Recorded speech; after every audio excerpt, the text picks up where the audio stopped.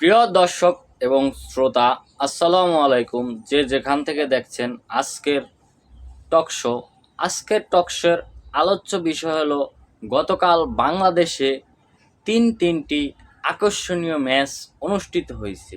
সেই 3 ম্যাচের অধিনায়কদের নিয়ে আজকের এই আলোচ্য বিষয়। আজকের ম্যাচের প্রধান অতিথি 3 দলের ক্যাপ্টেন, যারা উইনিং টিম ছিল, এবং ভাগ্যবশত একটা দলের পরাজিত ক্যাপ্টেন আমাদের আজকের অনুষ্ঠানের বিশেষ অতিথি। আজকে আমরা আপনাদেরকে তাদের সাথে পরিচয় করিয়ে দিচ্ছি। প্রথমেই আছেন বাংলাদেশ ক্রিকেট টিমের টি-20 সিরিজ জয়ী অন্যতম বড় অবদান, যার শ্রীলঙ্কার মাটিতে প্রথমবারের মতো টি-20 সিরিজ জয় করছেন, লিটন কুমার দাস।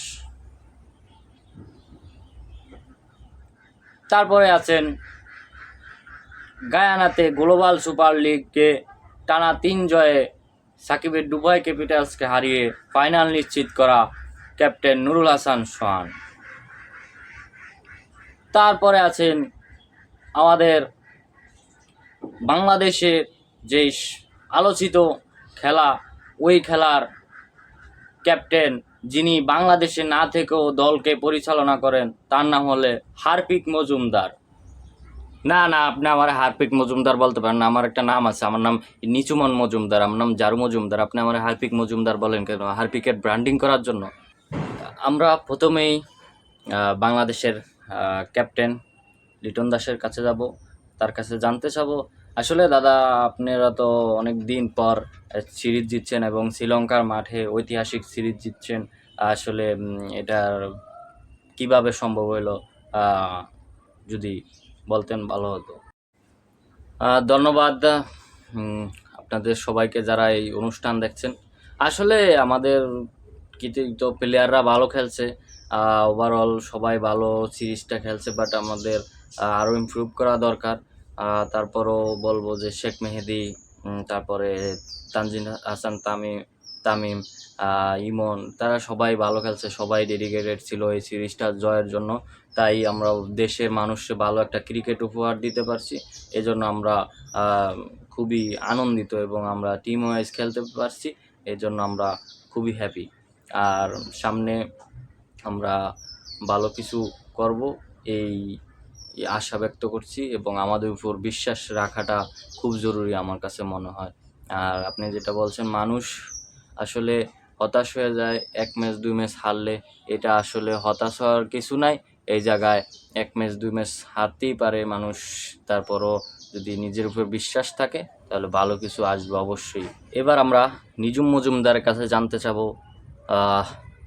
আসলে যে আপনাদের কালকের যে ম্যাচটা হয়েছিল, এই ম্যাচে আসলে আপনি দ্বাদশ প্লেয়ার হিসাবে খেলছিলেন, আবার অধিনায়কত্ব করছেন, কিভাবে সম্ভব? দ্বাদশ প্লেয়ার হিসাবে তো আসলে মাঠেই থাকার কথা না। ও আচ্ছা, আপনি তো আসলে মাঠেই নাই, আপনি আছেন বাহিরে, বাট কিভাবে আপনি ক্যাপ্টেন্সি করলেন এবং আপনার বোলারদের বল পিটায়া যেভাবে লাল করে ফেলাইছে, আসলে এটার কীরকম প্রতিক্রিয়া আপনাদের টিমের উপরে পড়ছে, যদি জানাইতেন ভালো হইতো আর কি। আসলে আপনি আমার হার্পিক মজুমদার বলছেন, এটা আমার খুবই খারাপ লাগছে। আপনি এভাবে আমার বলতে পারেন না। আসলে এই যে দেখেন, আমি সবসময় হেলমেট নিয়ে সেফটি মুডে থাকি সবসময়। আমি যে কোনো মুহূর্তে আসলে মাথার উপর বাড়ি পড়তে পারে, এই জন্য আমি সবসময় সেফটি মুডে থাকি। বাট হার্পিক মজুমদার বলে আসলে আমি বুঝতেছি না, আপনারা আমারে দিয়ে কি হার্পিকের ব্র্যান্ডিং করতেছেন নাকি, এটাই আমি বুঝতেছি না।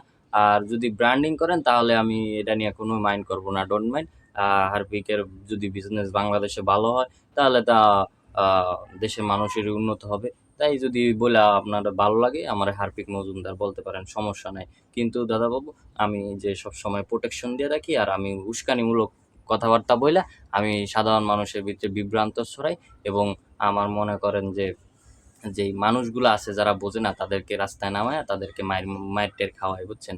এখন আপনি যে বলতে চাইছেন, বলছেন, আসলে আমি একমাত্র হারা দলের ক্যাপ্টেন, এই জন্য আমার কিছুটা খারাপ লাগে যে একটা খেলা চলছিল কালকে। আসলে এই খেলায় আসলে আমি হারিয়ে গেছি আমার টিমরে। আমি এই 5ই আগস্ট 2024 সালেও মনে করেন যে ভালোভাবে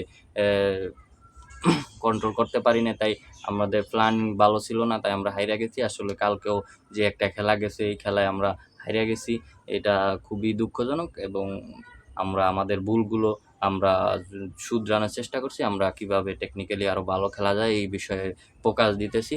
আপনারা দোয়া করবেন এবং আমার সবাই আমার জন্য দোয়া করবেন, আমি যেন বাংলাদেশের হারপিকের ব্যবসা আরও ভালো করতে পারি। এজন্য সবাই আমার জন্য দোয়া করবেন। আর আমি সবসময় কিন্তু দাদাবাবু আমি প্রোটেকশন নিয়ে থাকি। আমি কিন্তু দেশের বাইরে আছি, আমি লন্ডনে আছি। আমার তারপরও আমি অনেক টেকনিক শিখাইছি আমার দলের।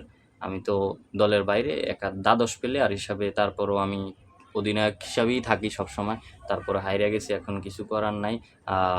বাট আমার বোলারদের যেই পরিমাণ মারছে, আসলে প্রতিটা মাইরে আমার বোলারদের মানে বলে দাগ পড়ে গেছে। এই দাগগুলা যে আসলে কতদিন লাগে শেষ হইতে, এটাই বুঝতে পারতেছি না দাদাবাবু। তাই একটু কম মারলে ভালো হইতো, আসলে এত মারার দরকার ছিল না। এমনি তো রান অল্প, এই অল্প রানের মধ্যে যদি আবার বেশি বেশি মারেন তাহলে কেমন হয় দাদাবাবু? বেশি হয়ে গেছে, আসলে আরেকটু অল্প মারার দরকার ছিল। আমি আশা করি সামনে ফিরে আসবো, সমস্যা নেই। আর আমাদের তো হেলমেট আছেই, সমস্যা নেই। এবার আমরা গ্লোবাল সুপার লিগে ফাইনালে ওঠা অধিনায়ক, টানা 3 ম্যাচ জিতে ফাইনালে চলে গেছেন সেই অধিনায়ক নুরুল হাসান সোহানের কাছে জানতে চাবো, আসলে লাস্ট ম্যাচটা যে গতকালকে ম্যাচটা আপনারা জিতছেন, সেটা আসলে কি আপনি খ্যাপ করে কি সাকিব আল হাসানরে মারছেন, নাকি আসলে কিভাবে কি সম্ভব হলো টানা তিনটা ম্যাচ জিতে সরাসরি ফাইনালে চলে গেলেন এবং বিশ্বের নামি দামি টিমের সাথে, যে ফ্রাঞ্চাইজি টিমগুলো আছে তাদের সাথে খেলছেন। আসলে অনেক ভালো একটা খেলা খেললেন, কিভাবে সম্ভব হলো? এবং গতকালকে যে আপনি সাকিব আল হাসানরে মারছেন, সে তো আপনার বড় ভাই, আসলে কি জন্য মারছেন? তা তারা কি খ্যাপ করিয়ে মারছেন নাকি? দেখেন এই জায়গায় আসলে সাকিব ভাইরে মারার কিছু নাই। সাকিব ভাই যে আওয়ামী লীগ করছে এই জন্য সাকিব ভাইরে মারবো এরকম টেনশন নিয়ে আমরা আসলে খেলতে যাইনি। সাকিব ভাই রেসপেক্ট করেছে, বাংলাদেশের একজন ভালো অলরাউন্ডার, এটা নিয়ে কোনো ডাউট নেই। বাট আমাদের প্ল্যান হয় যে আমরা খেলতে পারছি, সেজন্য আমরা ভালো রেজাল্ট করতে পারছি, এটাই আমরা মনে করি। এবং আহ, আমাদের টিম খুবই স্ট্রং, আমরা টিম ওয়াইজ ভালো খেলি, সবাই সবার সেরা পারফরমেন্সটাই করে, তাই আর কি। আর দেখেন এই জায়গায় আসলে আপনারা যে বলতেছেন সাকিব ভাই রে ইন্টেনশন করে মারতেছি, আসলে তা না। সাকিব ভাই অনেক এক্সপিরিয়েন্স, তার সে তার খেলাটাই খেলছে, আমরা তার রেসপেক্ট করি এবং আমাদের ভালো খেলার ফলেই আমরা টানা 3 ম্যাচ উইন করে আমরা আসলে ফাইনালে কোয়ালিফাই করছি। আসলে দেখেন আমাদের সিচুয়েশনগুলো অনেক কঠিন ছিল, তারপরে এই সিচুয়েশনগুলো আমরা ওভারকাম করে আমরা ভালো একটা রেজাল্ট আনতে পারছি। দল হিসাবে আমরা ভালো খেলছি, এটাই আমরা বলবো। আর সামনে দেখা যাক, ফাইনাল ম্যাচ আছে, সবাই আমাদের জন্য দোয়া করবেন। আর যারা আমাদের রংপুরের সাপোর্টার আছেন সবাই ধন্যবাদ।